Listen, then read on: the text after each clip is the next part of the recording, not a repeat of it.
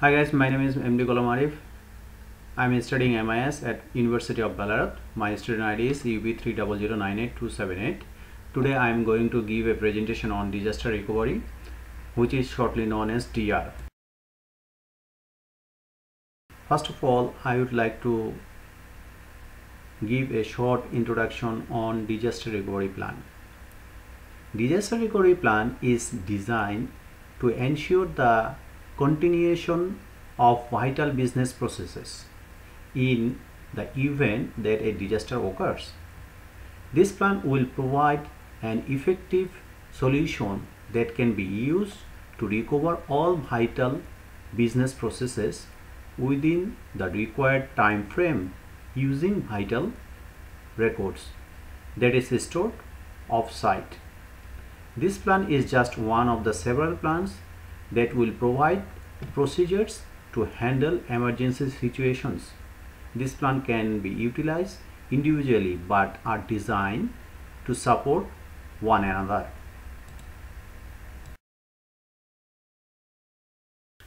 Now I would like to talk about the area of disaster recovery plan. There are 6 areas of DRP. They are definition of disaster, principal cause of disaster, major effects of disaster, crisis management plan, development, maintenance and testing of the disaster recovery plan, culture and employee education on disaster recovery plan.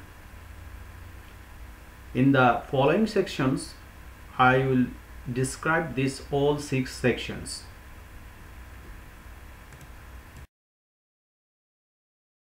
Definition of disaster.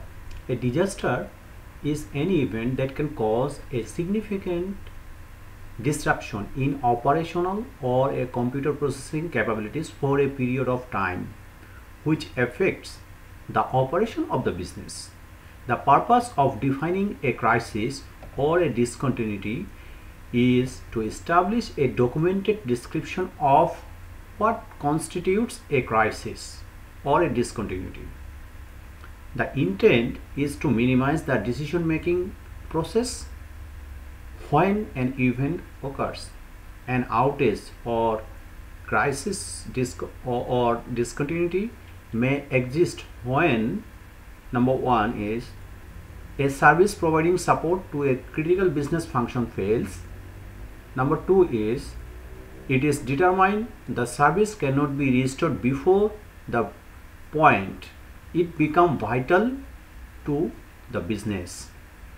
Now have a look on the definition of disaster recovery management system. A disaster recovery management system can be defined as the ongoing process of planning, developing, testing and implementing disaster recovery management procedures and processes to ensure the efficient and effective resumption of vital business function. Now I will focus on the principal cause of disaster. There are mainly 2 principal cause of disaster. They are now natural disaster and the second one is man-made disaster. Now I will focus on the natural disaster. Rain and windstorm, floods, biological agents, earthquake, volcano eruptions. These are the main natural disasters. Now have a look on man-made disaster. The man-made disasters are act of war and terrorism, fires, water, broken pipes, leaking roof, blocked drains, fire extinguish, explosion, liquid chemical spill, building deficiencies like structure, design, environment, maintenance, and power failure. Natural disaster cannot be prevented, but measure can be taken to eliminate or reduce the possibilities of trouble. Regardless of the many forms of disaster may take, the actual damage of collection is usually caused by the fire or water, even when they are not the initial factors. Fire and floods almost invariably occurs as secondary cause disaster. Some major effects of disaster. In case of fire, any books can burn firmly slowly. Paper, chairs and crumbs when handled. Smoke and stood discolor books not otherwise affected. Mainframes and audiovisual materials can be completely destroyed or damaged beyond repair. In case of water, paper absorbs water at different rates depending on the age, condition, and consumption of the material. Generally speaking, books and manuscripts dated earlier than 1840 absorb water to an average of 80% of their original weight. Modern books, other than those made of the most brittle paper, absorb on an average of 60% of their original weight. Water can cause gelatinations on parchment. After flood, mud rapidly begins to form in damp condition. Audiovisual materials, photographs, microforms, and other discs are also vulnerable in water, and the damage depends on the type of the material, the length of exposure of water, and its temperature.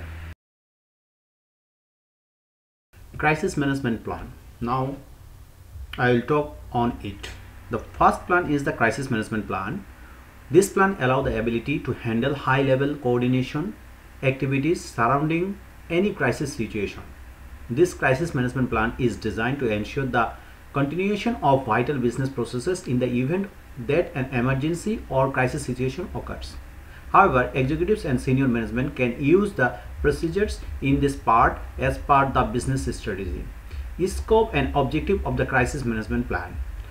Crisis management plan should provide information for proactive handling of any crisis situation and should include detailed procedures for the following.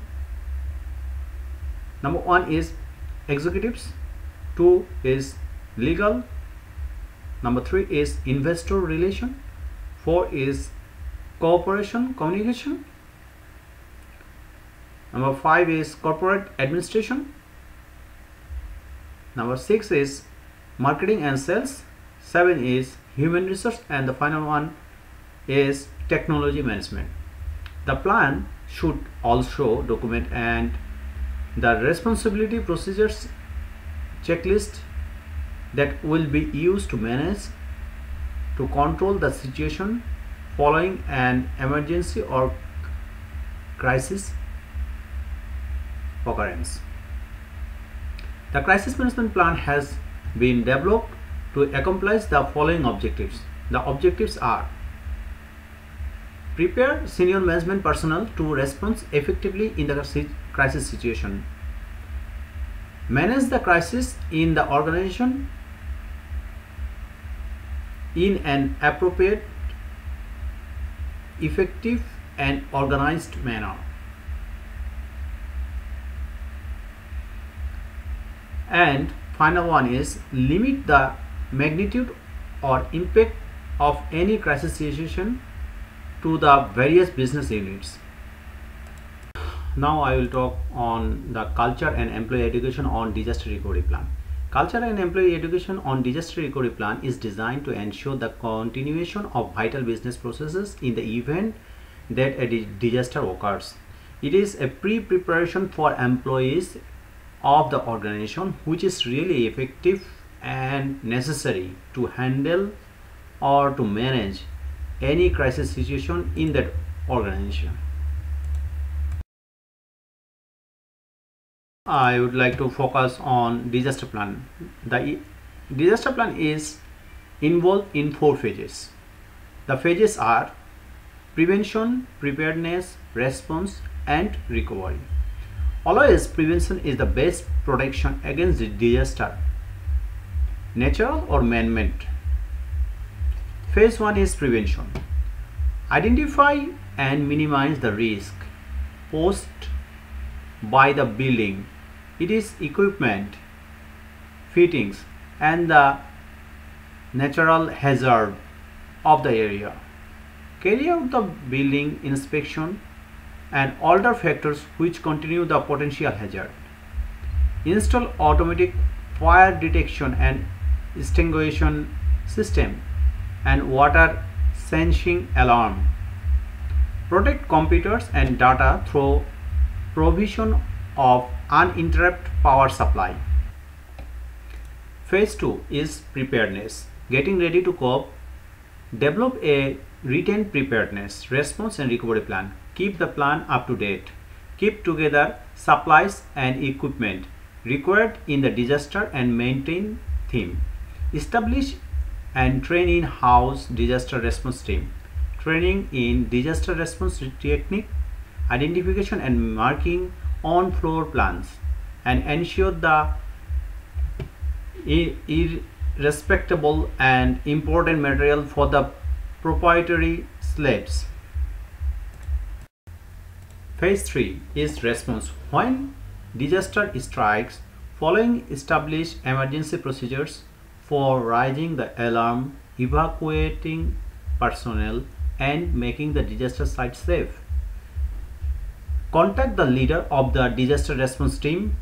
When permission is given to re-enter the site, make the primary assessment of the extent of that damage and the equipment, supplies, and service requirement. Stabilize the environment to prevent the growth of mold. Transport water damaged items in the nearest available freezing facilities.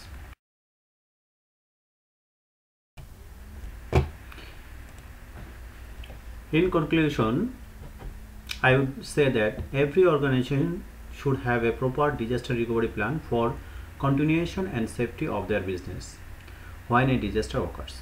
Organization should follow their own DRP in a routine way so that whenever needed they can handle their disaster in an effective and appropriate way in a shortest period of time. Thanks for listening. Have a good day. Bye bye.